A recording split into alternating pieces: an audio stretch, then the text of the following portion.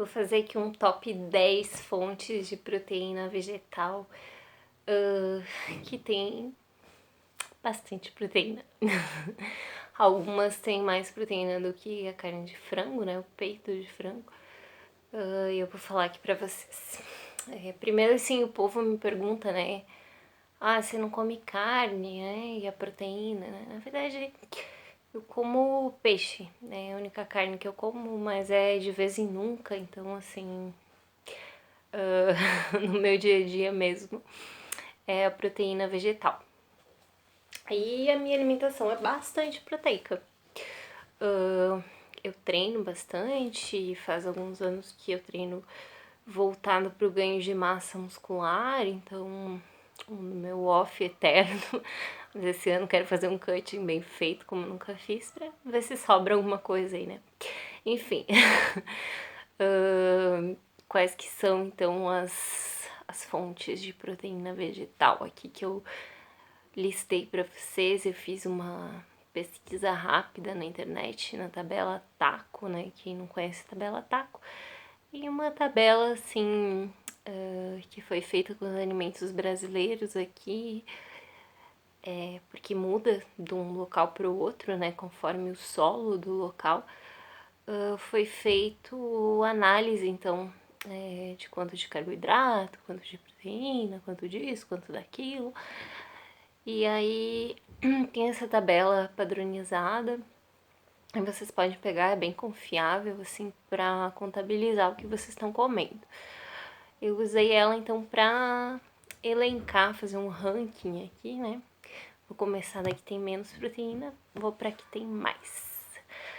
Então, primeiro, né, na verdade, em último, mas muito boa mesmo assim, a ervilha, né? Então, assim, existe a proteína isolada da ervilha, né? Mas eu gosto de usar a ervilha como um alimento todo, sim, porque ela, num grande volume, ela tem poucas calorias, né? Ou seja, ela tem uma densidade energética que a gente fala baixa, né? Você pode comer bastante, vai ter poucas calorias.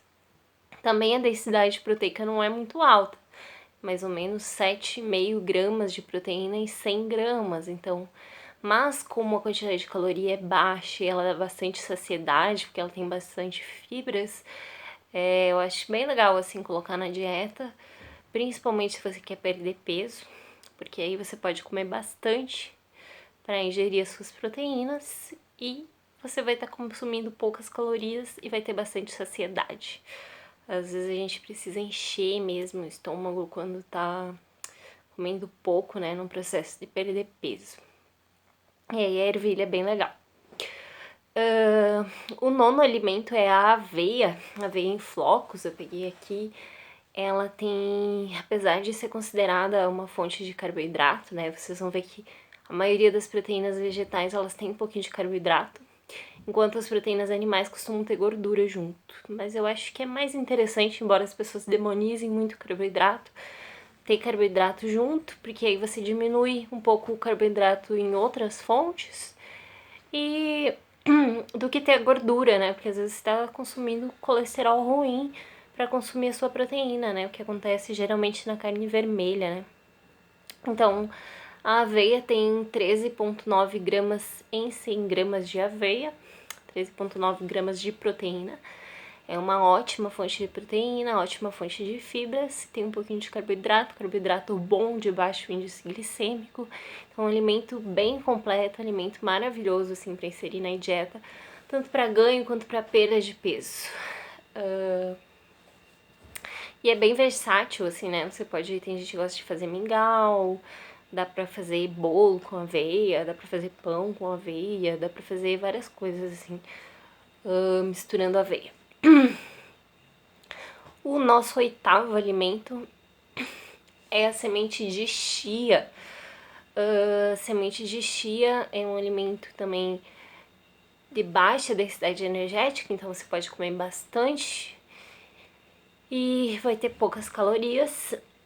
E ela tem uma gordura, mas é uma gordura boa, né? Um ômega 3. Gordura ótima, aliás, né? Melhora até os padrões hormonais, né? É bem legal consumir o ômega 3, é bom para a saúde mental, principalmente, né, neurológica, né, a gente tem uma atuação em sistema nervoso central, ômega 3, e melhora o perfil do colesterol, né, ou seja, aumenta o colesterol bom. Então a semente de chia, além de ter toda essa vantagem da gordura boa do colesterol ômega 3, ela também tem 16 gramas de proteínas em 100 gramas, né.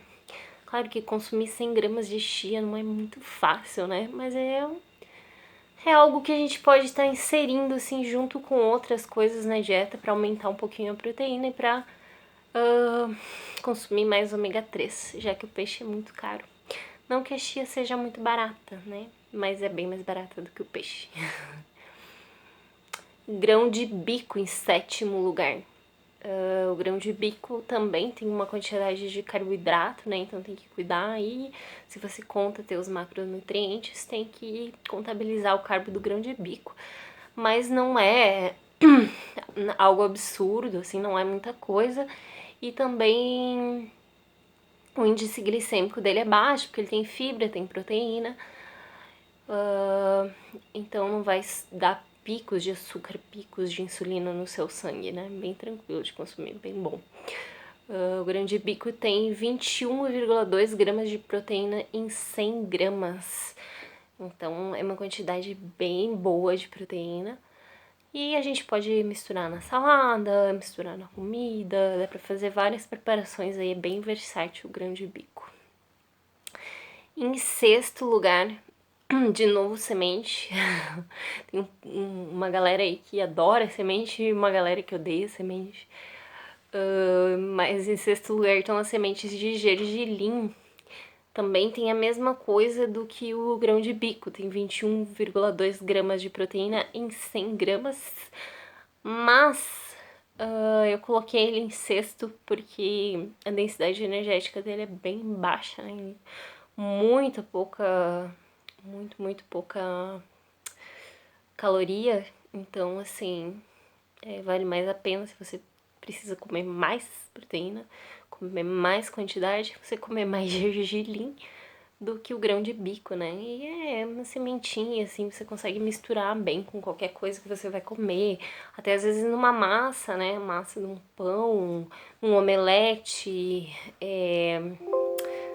num bolo, alguma coisa assim.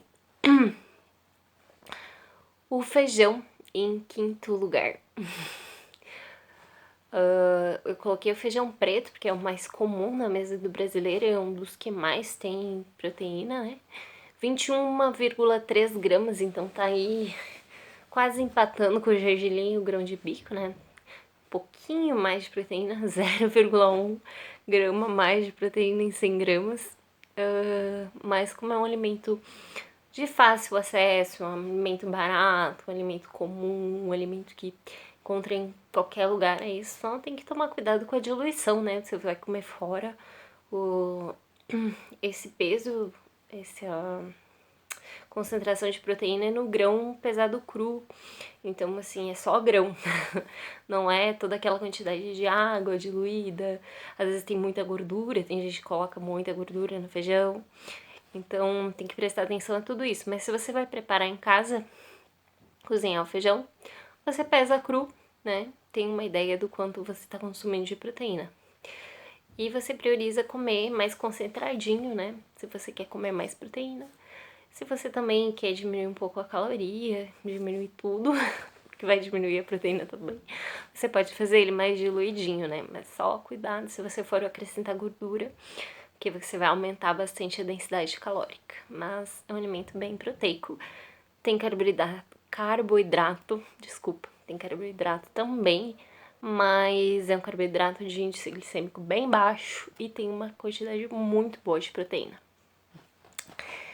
Em 4º lugar, alimento bem parecido com o feijão, a lentilha, né? Tem uma preparação geralmente semelhante, né? Os costumes aqui no Brasil, mas dá pra fazer muita coisa. Eu gosto de fazer hambúrguer de lentilha, gosto de fazer a lentilha bem concentradinha, misturar uma proteína de soja para deixar ela mais durinha. temperar bem ela, dar uma refogadinha. Nossa, tem 1000 maneiras de fazer lentilha. E tem 23,2 gramas de proteína em 100 gramas de lentilha. Então, é bastante, né? É praticamente a mesma coisa que o frango, né? O frango tem, pra vocês terem uma ideia, tem 25 gramas de proteína em 100 gramas de peito de frango. Então, tá aí, a lentilha tá quase empatando com o frango. Em segundo lugar, eu acho que eu pulei aqui, acho que não tá certo isso. Fui do quarto pro segundo. Mas enfim, eu acho que na verdade são 9. Não sei, eu me perdi nas contas aqui, eu não sou das exatas. Mas em segundo lugar. Ah, não. Eu lembrei do terceiro lugar. Pera aí. O terceiro lugar é o amendoim que eu tinha anotado aqui. E eu acabei apagando ele daqui, sem querer. Mas em terceiro lugar a gente tem o amendoim. E o amendoim, ele tem 27,2 ou 0,3, se eu não me engano, que agora eu não lembro exatamente porque eu apaguei. Mas eu vou pesquisar e vou colocar aqui pra vocês. O amendoim fica no nosso terceiro lugar. Só tem que tomar cuidado, ele tem gordura boa, mas não é ômega 3. E não dá pra exagerar. Então, assim, cuidar porque é bem calórico por causa da gordura. Mas é uma das oleaginosas, assim, que mais tem proteína.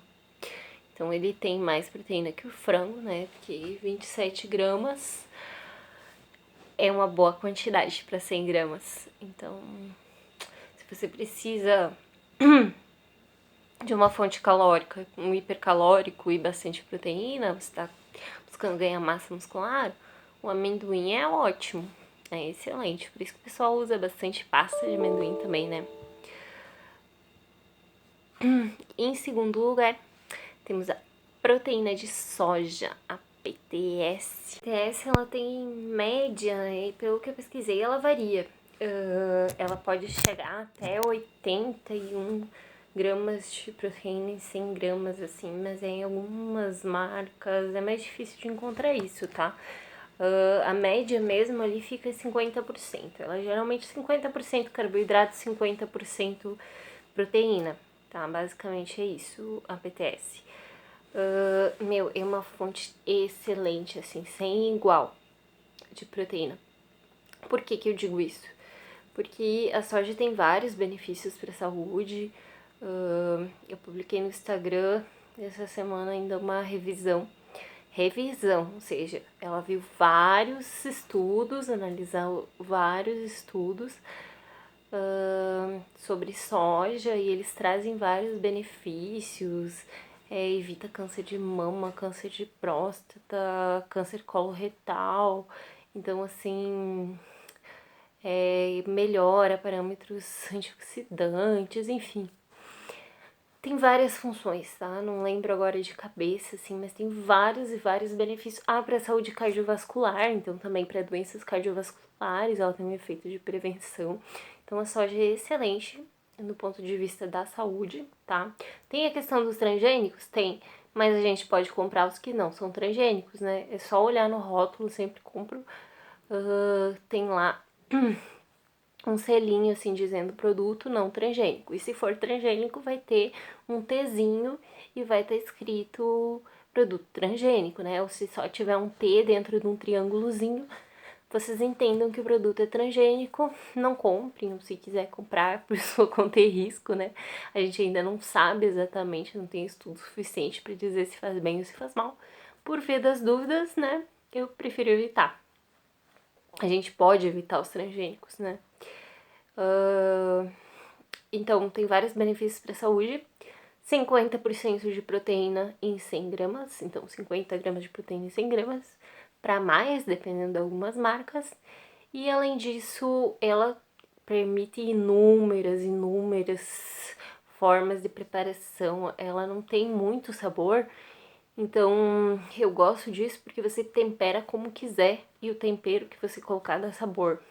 E aí você mistura em qualquer coisa que você estiver fazendo, que você quiser acrescentar proteína naquele alimento, você mistura PTS.